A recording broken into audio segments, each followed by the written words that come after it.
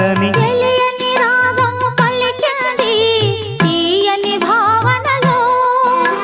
మనసే జ్యోతిగా వెలిగింది మమతల కోవెలలో ఈ మమతల కోవెలలో